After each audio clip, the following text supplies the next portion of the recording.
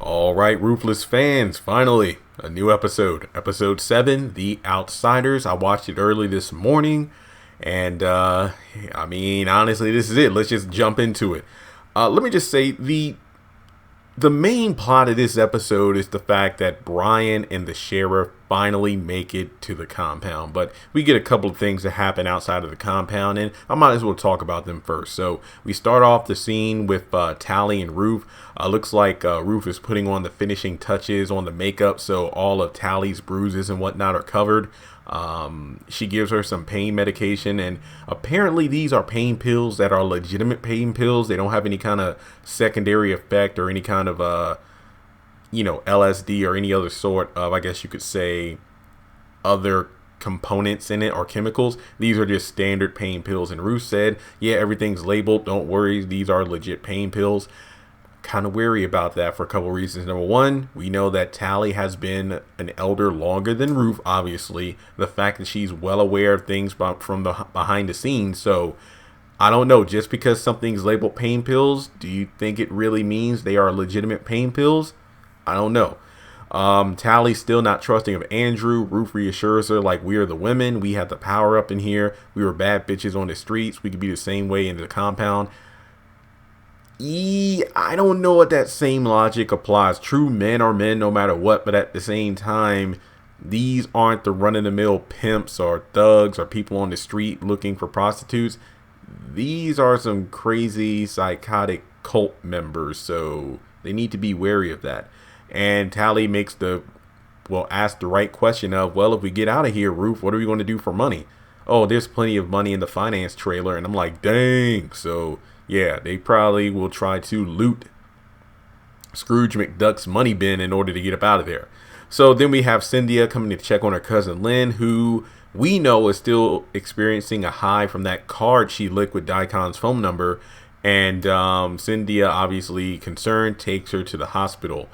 And then we have Andrew talking with Tally briefly. As you know, Ruth set it up. Hey, take this laundry basket. Act like you're going to, take the clothes away and see if he follows you. But Tally, not trusting him, Ruth takes over the conversation. She asked about the seating process. Andrew's like, how do you know about that? Well, I'm an elder now, and the highest told me.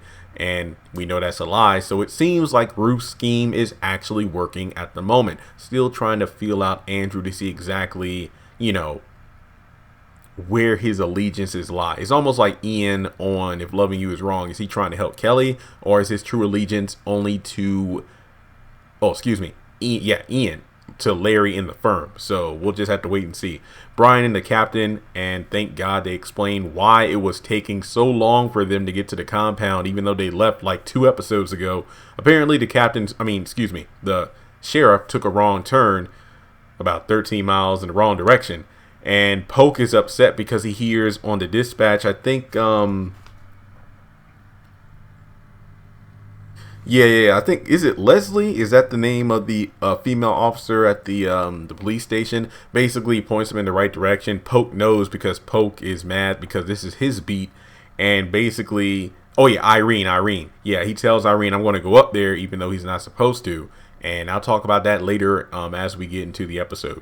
But yeah, they're on the way back around. Turns out Polk is the sheriff's wife's cousin's son, and that's why he has a job. So Cynthia's at the hospital talking with the doctor.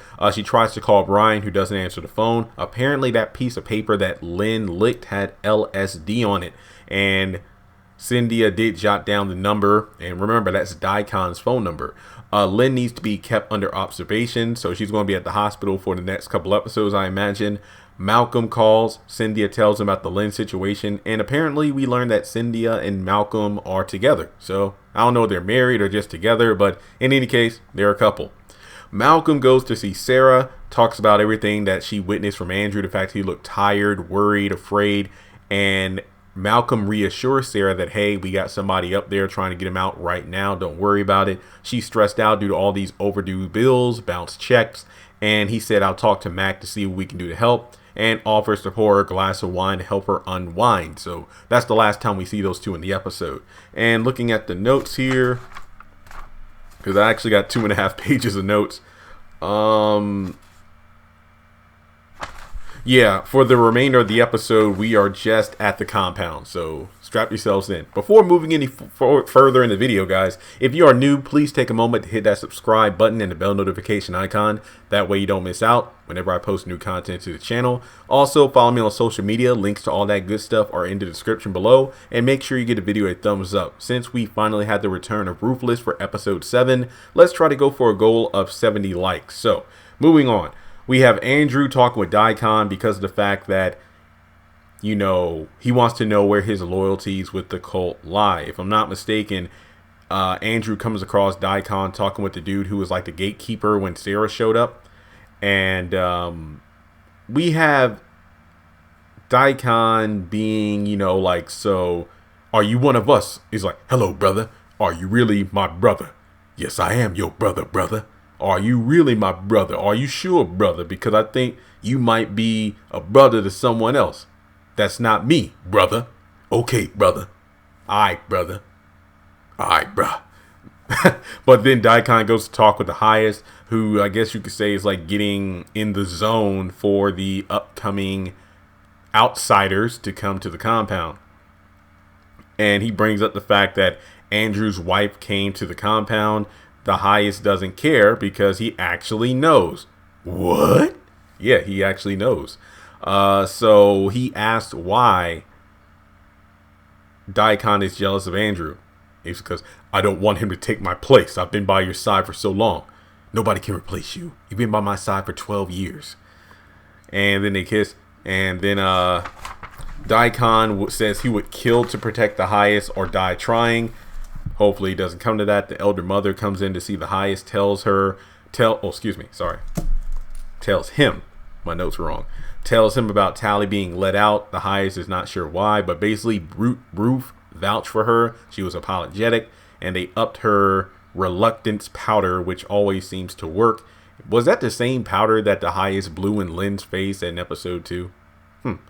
But then we have the highest not sleeping well. He's sweaty. He looks like he's anxious, agitated. He seems to be nervous about those coming to destroy the compound. I wonder if that's a plot point that's going to be brought up, because he definitely didn't seem okay. He seemed like something was wrong. I don't know if it's something health related, maybe too many of those drugs. I don't know. But the highest definitely was looking the highest in that scene. No pun intended there. Then we have, I believe the name is it Clark or Claude, the guy who was the gatekeeper, the one who took the tracking device and picture from Sarah's purse? Anyway, Andrew's talking with him, asking about what did he tell Daikon, and it's like, okay, well, I found this picture of you and your wife and a tracking device, and Daikon pops up out of nowhere, asks Daikon, what? Oh, yeah, so basically they're talking again, and Daikon's like, why did you lie to me? I didn't lie to you, brother. I told you I had a wife. Matter of fact, I told you right here when I first became a member. You did. I didn't lie. You forgot. It's like, I was thinking like, yeah, that's pretty much what happened. But in any case, the Andrew flips it on its head. I really love what he did here. It's like, I didn't tell you because the highest preaches not to look back. She's part of my previous life, and I don't want to go back. I love Andrew's demeanor. I don't know what's funnier, the way Andrew delivers the lines. And no, I'm not saying it's comical. It's just the fact that I like the delivery of it. It's like, it's such almost like anytime Daikon and Andrew have a conversation, it's like a tennis match. You know, like they're trying to knock the other one out of bounds. It's like, I told you, my brother, that's my past life. Are you sure about that? It is jealousy. I mean, if you go back to episode 1, Daikon always seemed to have somewhat of a jealous thing going on with Andrew, almost like Celine and the haves and the have-nots when Hannah cleaned Jim's shoes and she thought that she was moving in on her territory, which was Jim. Kind of like Daikon was the highest, is taking a liking to you so quickly. Well, you know, wow, that's great. No, it's not good at all. It's almost like, okay, first of all, are you suspect of Andrew's loyalties? Or are you suspect because you're jealous that the highest is liking Andrew, even though he's only been there for about 3 months? So before they can actually continue with their conversation, the alarms go off because the outsiders are here. So the sheriff and Brian come in. Daikon and Andrew greet them at the gate. And they come in, it's like, all the members, the kids, the men, the women, they're all like chanting. It's like, hey, I'm a I forgot the tune, but it was very catchy. I don't know what it is. And no, I'm not playing the clip because I ain't trying to get no copyright claims. But it was a very catchy tune. It was like, yeah, it's like we're welcoming the outside, coming to our compound. Why don't you look around and see what you find? You're gonna have a good time and you're gonna get high if you eat our sandwiches. Yeah. But no, they ain't really sing that. But that's my own rendition, so sue me. Well, you can't because I just made it up. But in any case, it was one hell of a welcome. So they walk up to the highest. Well, actually, they walk up to the steps of the, meeting place there. You got the highest. You got Ruth by his side. You got Daikon. You got Andrew. And you have Marva. I think that's the name of the elder's mother. Look, I forget. I need to learn how to pronounce her name. But in any case, welcome. Here's the highest. And basically, Brian and Andrew leave to go get the boy who took the truck. His name William. So basically the sheriff stays with the highest, and I believe the elder mother, Ruth, and Tally were all sitting there, while they're just getting acquainted. And it's like, look, the rumors and everything going around the city, well, the town and whatnot, we're pretty much here to dispel them, see what's going on. And remember, the sheriff asked about the kid who took the truck. Andrew was going to get him, and then Brian's like, you mind if I go with you? So they go. So anyway, they go to see William. How is he being punished? And, well, he was cleansed, but in any case, he apparently had been painting 1,000 birdhouses that they sell in town and whatnot. So before he can say anything else, Andrew tells him, well, you need to get back to work. Okay. So they walk off. Elder mother was hoping that they eat the sandwiches, even though the sheriff said he didn't want one. Oh no, I made them especially for the visitors. We know what she put in that sandwich or that basket. Look, the big bad wolf wouldn't take that basket if Little Red Riding Hood had it. Well, if Little Red Riding Hood had that basket and the big bad wolf took it, I don't think he'd recover for whatever the hell was in there. So we have the highest saying that he was surprised that there are no reinforcements, because that could explain his demeanor earlier where he looked very shaky and sweaty and anxious. But no, it was just the sheriff and Brian coming to check things out. We weren't going to burst through the compound with a tank or anything. We just wanted to take a look around. But something of note, remember, Poke said he was coming up there. Now, at the end of the episode, I know I'm jumping ahead here, but at the end of the episode, Brian and the sheriff had left. Will they meet up with Poke on the road, or will Poke go up there by himself, and then they'll be like, oh, so they lied, there are reinforcements, and then something might happen to Poke, even though he shouldn't have been poking his nose around that compound to begin with. So I don't know. So moving forward, Andrew and Brian are talking, and this is where we have a very lengthy scene, even though, because a lot of us are like, ooh, Brian and Andrew are meeting up. I wonder if they recognize each other. Do they know each other? This scene was a lot of who sang the songs at 50 Cent? It was like, girl, did you seem to love me now? Would you love me if I was down and out? Would you still have love for? I asked 21 questions and they all about us. That's how I felt in this scene, because they were literally going back and forth with the questions. Where you from? What's your name? Where you been? Who you married to? What job do you do? That's pretty much, it was nonstop questions. Basically, oh, I've seen enough. Even though Brian, okay, it's like Brian said, okay, well, I've seen enough, I'm satisfied. Then he's like, no, I want to see some more stuff. What's in those crates back there?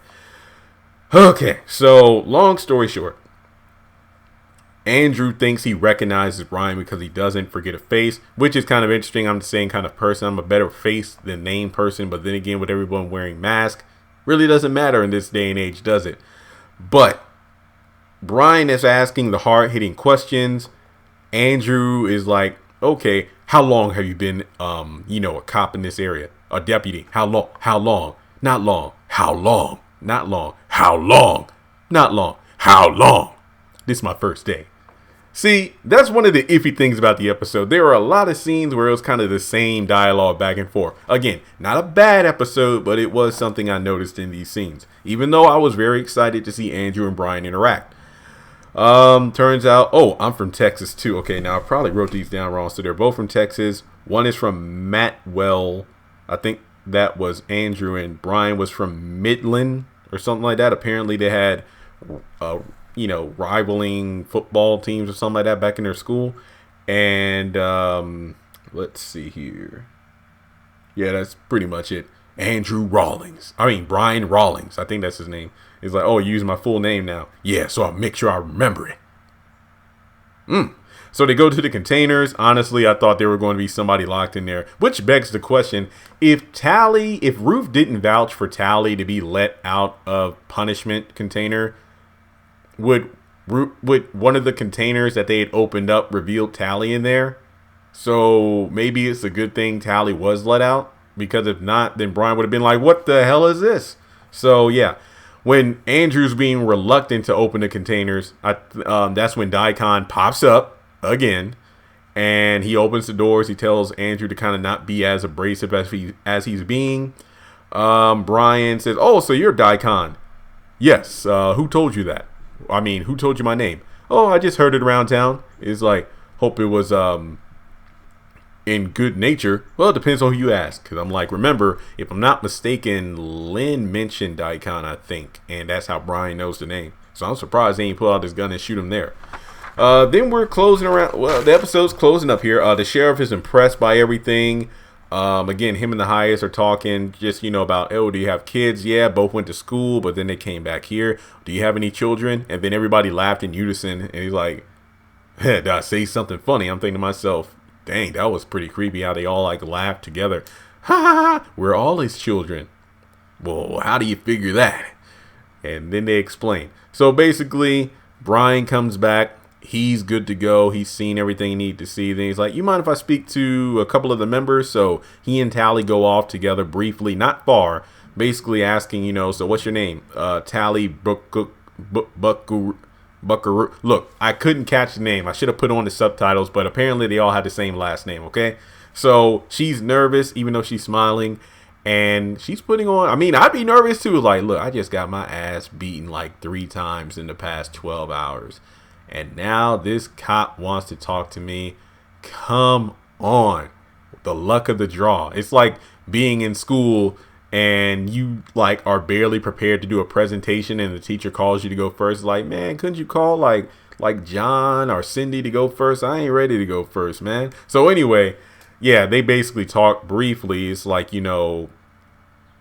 and as she's walking, once again, everybody's sitting down at picnic tables and whatnot and kind of looking as they're passing by. But when they kind of get a semi-good distance away from everyone, she answers the first couple questions quickly. It's like, okay, I have to go back. And he's like, no, I have more questions. No, the longer you're here, my life is in danger. I love how Tally did not break her smile during that conversation to put on the act. But basically, I'm like, no, I'm with you. Is there any way I can contact you? We go to the market on Thursdays. We can meet then. It's like, okay, but I'm going to put on a show right now. And that's basically when they go back to where the highest and everyone else was. And then she's like, yeah, so I don't want to sound like I'm being badgered or anything, but I don't think I should be the one answering the questions. Well, why not, Tally? Because he's asking too many. I don't think I'm the right person. What did he ask? Tell him. It's like, well, I asked if anybody was being held here against their will. And you can answer that, can't you? Yes, I said no, but he kept asking more, like that wasn't good enough. So again, I love how Brian kind of fell in line with the act that Tally was putting on. And the high is like, okay, you've overstayed your welcome. Marva gives over the basket. And I'm thinking to myself, you better take that basket to forensics. And yeah, then they leave, and that's the end of the episode. So overall, solid episode. But like I said, there were some scenes where I felt the dialogue was a wee bit too repetitive. But I'm just glad that we finally got Brian and the sheriff up there. And remember, Poke is on his way. I don't know if he's going to meet up on the way, like when Brian and the sheriff are coming back, they'll meet with Poke on the highway or what? Well, not highway, but on the road. Or will, Poke just go another direction or something like that? And if Poke actually gets up to the compound by himself, what do you think is going to happen? We'll have to wait and see. So, this was a pretty fair episode. It wasn't bad, but it wasn't that exciting. Definitely set up. So I'm going to give this episode a 7 out of 10. Again, I feel like that's a moderate score for a pretty fair episode. Not super good, but it was definitely set up for what's to come, but it was definitely worth a watch. I think like what was like episode 6, The Lost. That was a good episode. This one was an okay episode. So 7 out of 10 for me. And I've already done my plug for social media and whatnot, but shout out to the patrons over on Patreon. You can join in the fun for as little as $2 a month. On top of that, you can, well, as I said before, give the video a thumbs up. Well, it's kind of ironic. I kid you not. I did not give the score a 7 out of 10 because this was episode 7. That literally just kind of happened. But also, if you want to donate to the channel, feel free to do so on PayPal or Cash App. And with that being said, let me know what you thought of the episode. Do you think it was higher than a 7? Do you feel like I scored it too low? Do you agree with it? Comment some of your favorite moments of the episode. What do you think is going to happen in episode 8? And if you're like me, do you think we should at least get some kind of trailer or teaser for the next episode to build hype? Because I really want that. But also keep in mind that I'm looking at my list of videos. I think I got about 3 or 4 discussion videos I can make from this video itself. I mean, this episode itself. So thanks so much for tuning in, and I'll catch you all next time.